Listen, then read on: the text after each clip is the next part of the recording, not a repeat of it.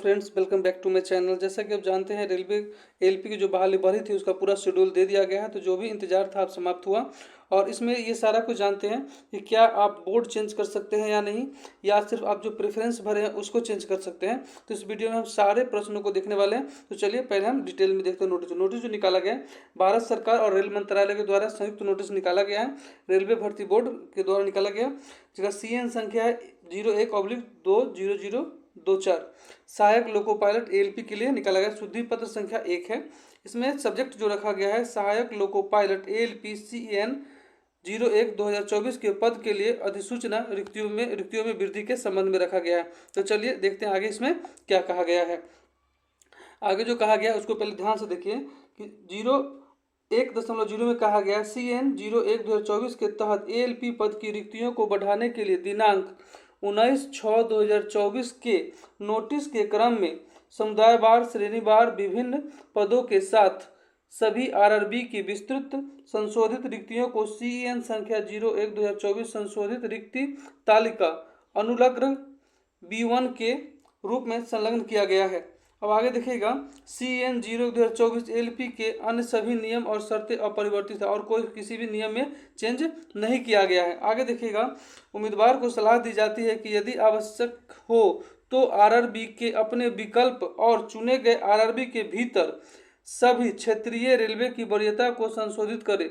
संशोधन के लिए लिंक सभी RRB की आधिकारिक वेबसाइट पर शीघ्र ही लाइव होगी, जो केवल 10 दिनों तक वैध रहेगी। देखिए यहाँ पे भी रेलवे के द्वारा खेल कर दिया गया है कि आप विकल्प को क्या कर सकते हैं कि चुने गए RRB के भीतर, जैसे आप मान लेते हैं चुन लिए ईस्टर्न रेलवे चुन लिए, उसके अंदर अगर 2 गो आता है तो उसी में से आपको प्रेफरेंस को 1 नंबर जो है उसको आगे पीछे आप कर सकते हैं, ऐसा बोला जा रहा है। लेकिन इसमें यह बात नहीं कहा है क्या आप बोर्ड को चेंज कर सकते हैं कि नहीं। कोई बोर्ड अगर आप भर लिए, कोई बोर्ड आप भर लिए, जैसे पटना में भर लिया, आप चाहते हैं कि मुजफ्फरपुर आ रहे थे, क्या उसको चेंज करेंगे नहीं करेंगे, इसके बारे में कोई जानकारी नहीं दी गई। केवल ये दिया गया है कि कोई बोर्ड के अंतर्गत 2-3 बोर्ड अगर आ रहा है तो उसको आप प्रेफरेंस को ऊपर नीचे कर सकते हैं, किसी को ऊपर किसी को नीचे या बीच में आप बैठा सकते हैं।